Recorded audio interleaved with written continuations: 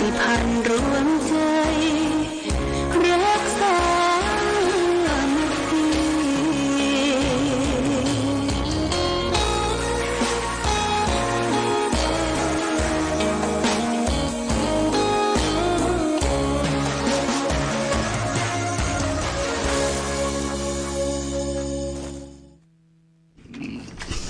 เจริญสุขศรัทธาสาธุชนญาติโยมท่านพุทธบริษัททั้งหลายวันนี้รายการธรรมประทีปส่องต่างก็ได้มาพบปะกับพ่อแม่พี่น้องศรัทธาสาธุชนญาติโยมแห่งครั้งหนึ่งวันนี้เป็นวันอาทิตย์ที่27เดือนตุลาคมพุทธศักราช2567ซึ่งตรงกับเดือน11ใต้เดือนเกี่ยงเหนือแรม10ค่ำวันนี้เป็นวันหยุดนะแล้วก็เป็นวันธงชัยโดยวันดีเลือกเฟ้นแล้วเป็นวันดีญาติโยมท่านสาธุชนทั้งหลายเอาไปเอามาก็จะสิ้นเดือนของตุลาคมแล้วสิ้นเดือนตุลาคมนี่ก็ปลายฝนหน้าหนาวสาบกลิ่นไอของความหนาวมาออดฮอตคำว่าออดฮอตนี่ยังบ่แต้จ้ะยังบ่หนาวแต้ลมหนาวพัดโชยมาทำให้อากาศทางภาคเหนือโซนภาคเหนือเอานี่ก็เป็นที่รื่นเริงบันเทิงเป็นที่มาแอวมาแหวงมาสัมผัสลมหนาวตามภูตามดอยต่างๆบ้านเฮานี่ที่พักแรมอย่างเช่นดอยอ่างขางดอยผ้าห่มปกนี่เพิ่นจะมีจัดที่พักที่แรมก็ทำให้คนมีงานทำขายอาหารการกินคือนักท่องเที่ยวดูแลเต็นท์ดูแลความเรียบร้อยก็เตรียมกันต้อนรับทางรัฐบาลก็ประกาศว่าอยากจะให้คนได้มาแอวทางภาคเหนือโรงแรมที่พักเรือนพักต่างๆเพิ่มก็จะลดราคาให้เนาะบางที2 ห้องจ่ายห้องนึงเนี่ยเพื่อส่งเสริมการท่องเที่ยวหลังจากที่เฮาถูกน้ำท่วมน้ำรากน้ำปัดน้ำพาทำให้เสียที่ท่องเที่ยวหลายแห่งหลายประการเป็นก็กำลังคัดกำลังสีกำลังพอกำลังคอยกอยไปทั่วอันนี้เป็นโอกาสเอาวิกฤตเป็นโอกาสนะญาติโยมนะวันนี้เป็นวันที่27เป็นวันสำคัญวันหนึ่งของประเทศชาติบ้านเมืองของเราพระบาทสมเด็จพระเจ้าอยู่หัวพระบรมราชินีพระบรมสารีวงศ์จะเสด็จทอดกฐินที่วัดอรุณราชวราราม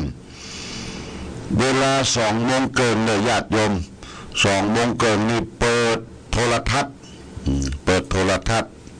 ถ้ามีโทรทัศน์ก็เปิดวิทยุ FM AM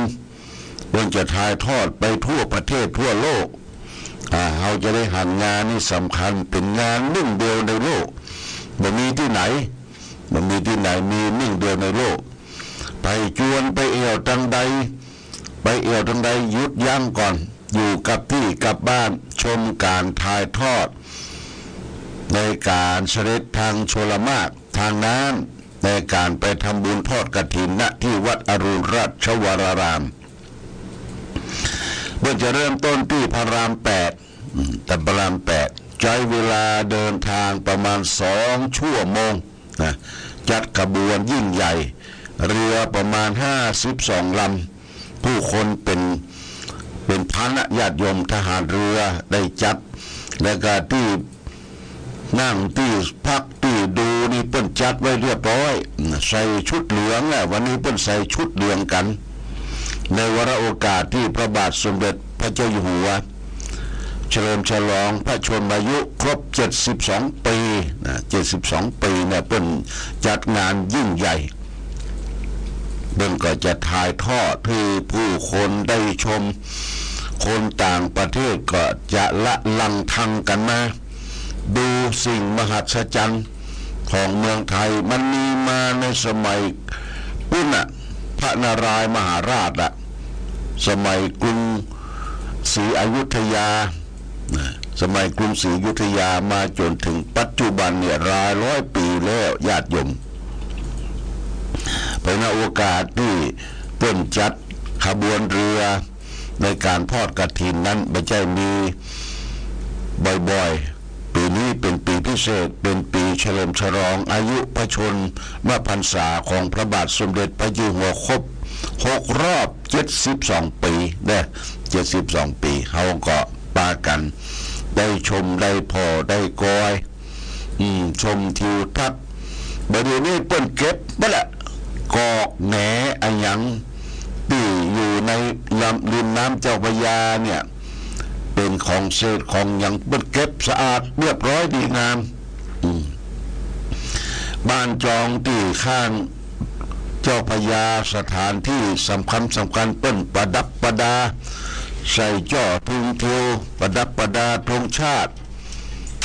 ในการเสด็จทางชลมารของพระบาทสมเด็จพระเจ้าอยู่หัววันนี้เป็นวันสำคัญวันอาทิตย์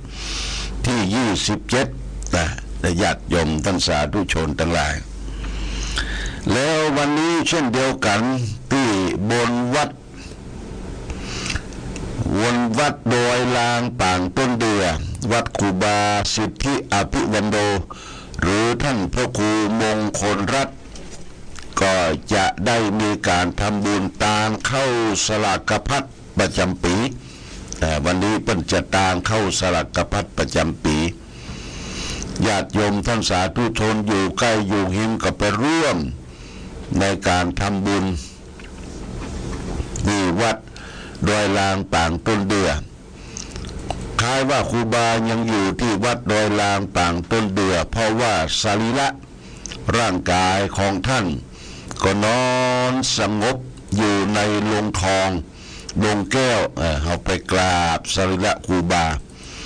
แต่ว่าอาตมาบ่ได้ไปในวันนี้นะมันตั้งข้อเท้าดีมันแพกมันแพง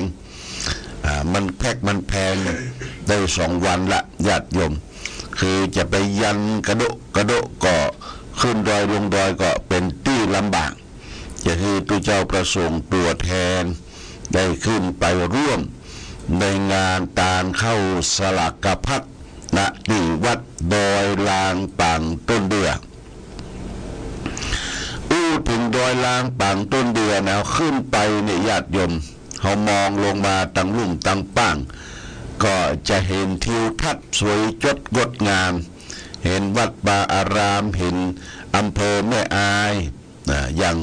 ชัดเจนและสินค้าโอท็อปของดอยลางก็คือเมี่ยงญาติโยมเมี่ยงดอยลางอมหายอยากเข้าเกลือมีตังใต้เกลือมีตังใต้เมี่ยงมีตังเหนือปะกันอมเมี่ยงต้องใส่เกลือญาติโยมต้องใส่เกลืออมเมืองใส่เกลือเมืองส้มฝาดอร่อยนี่บางคนก็สมัยนี้บ่ค่อยกินเมี่ยงละแต่ก่อนนี่เปิ้นกินเมี่ยงกันเป็นคล้ายว่าเป็นอาหารว่างหลังจากกินน้ำกินข้าวแล้วก็เอาเมี่ยงมาอมเอาบุหรี่มาสูบเนี่ยหน้าจดไว้บุหรี่แต่ก่อนเป็นบุหรี่ไซโยบุหรี่ไฮโวบุหรี่ขี้โยบุหรี่ขี้โยนี่ก็คือเมี่ยงจากเมี่ยงแล้วก็จะมีชาในญาติโยมชาบริสุทธิ์ชาที่เปิ้นจัดทำเองเป็นถุงใหญ่ถุงละ100-200เอาขึ้นไปโอกาสก็ซื้อชาเนี่ยมาต้มมาทรงกินแทนน้ำอุ่นมาเจ้าเป็นประโยชน์ต่อสุขภาพร่างกายชาดอยลาง จากชาและสิ่งสำคัญเป็นสินค้าโอท็อปอย่างหนึ่งก็คือบอกแควนอยู่ที่ดอยลางนี่ขมขึ้นบะแคมเป็นนะโอ้ขมขึ้นมันแน่นเอามากิงมาจีตำใส่แกงผักกาดโอ้แกงใส่ผักกาดแกงแค่ก็ยังใจบอกแควนได้หรือใส่ละถ้าเอาไปทางเมืองแป้เมืองน่านเป็นกินลาบใส่บอกแควนนั่นแหละบุญนาต้องใส่บอกแควนเป็นสมุนไพรอย่างหนึ่งนะที่รสชาติกลิ่นหอมนี่บอกแควนเนอะที่บนดอยลางเพราะฉะนั้นคนที่จะขึ้นดอยลางมันเป็นดอยยาวรถรางที่ขึ้นต้องเช็คก่อนเช็คเบรกเช็คหยังเรียบร้อยรถเก่ารถเกลือก็ต้องระมัดระวังคนขึ้นไปก็อยู่ในขีดจำกัดสมัยโบราณแต่ก่อนนี่ประมาณ20 ปีอาตมาอยู่ที่วัดสันเวียงมูลสันปะคาก็ปาศรัทธาญาติโยมได้ขึ้นโดยลางโดยขอรถกระบะใหญ่รถกระบะลากดินนะเอาศรัทธาขึ้นไปแล้วก็ขึ้นไปเต็มญาติโยมอาตมานั่งตั้งหน้าพร้อมกับโชเฟอร์ขึ้นไปทำบุญทำทานเรียบร้อยตอนกลับที่หนทางปางตองกองเนี่ยมันจะลงแล้วก็เซนเกียร์ขึ้นดอยแหมพอไปถึงลงมาถึงกลางปางตองกองน่ะปางตองกองพวงมาลัยมันลุดเบรกมันลุดก็พวงมาลัยลุดแล้วก็คนขับก็บังคับพวงมาลัยบ่ได้จะลงทางซ้ายก็แตะเบรกแล้วรถมาทางขวาก็แตะเบรกขวางอย่างนั้นก็มันมีอย่างมีผู้เจ้าตนหนึ่งผ้ากั๊กสีดำโชเฟอร์บอกว่านุ่งผ้ากั๊กสีดำมาตะรถไว้ก็คือก่อนจะขึ้นดอยอาตมามีพระหลวงพ่อเกษมองค์หนึ่งห้อยไว้หน้าอกนี่ว่าเป็นความจริงนะหลวงพ่อเกษมเขมโกสุชาญไตรรักษ์จังหวัดลำปางรุ่นนั้นก็เป็นรุ่นทิพย์ช้างว่าหลวงพ่อจะขึ้นดอยหลวงพ่อช่วยดูแลผู้คนโดยรัตนาให้เปิ้นดูแลปกป้องนี่ด้วยอิทธานุภาพสังฆานุภาพของหลวงพ่อเกษมเนี่ยช่วยเหลือชีวิตประมาณ30 กว่าคนทั้งรถทั้ง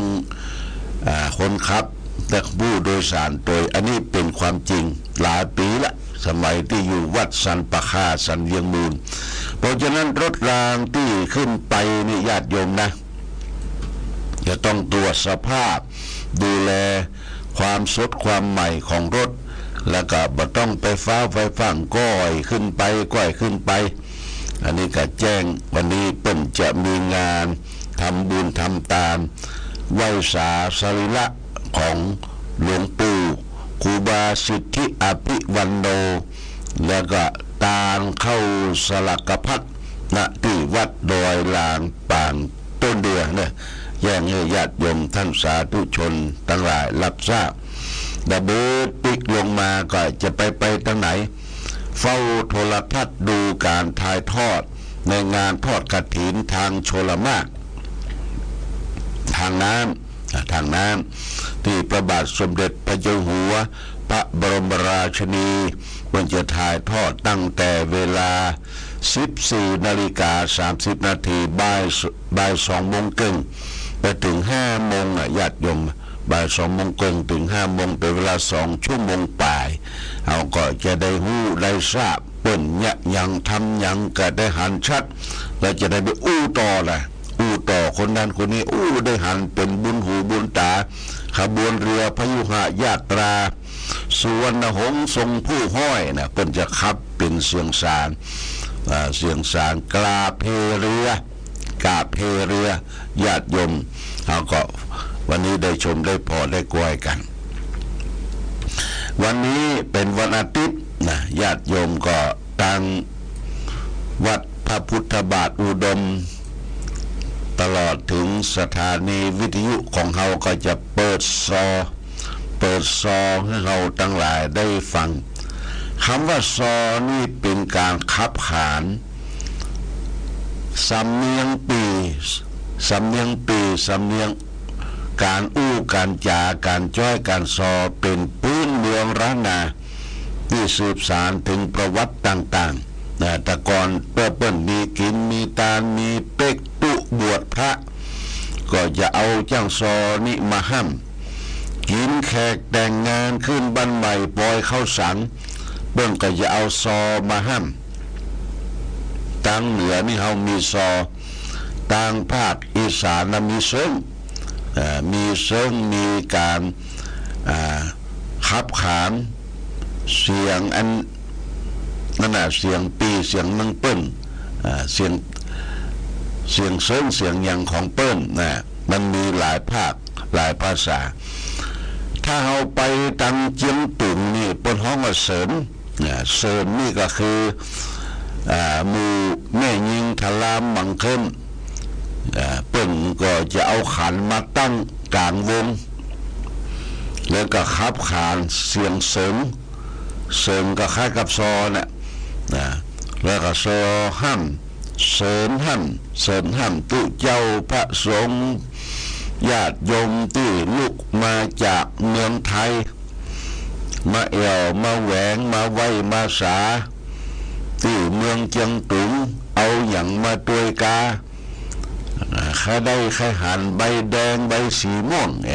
เป็นห้ำนะแล้วก็เจิญกินข้าวกินปลาอันนี้เป็นการเสริมของพี่น้องเชียงตุงเชียงตุง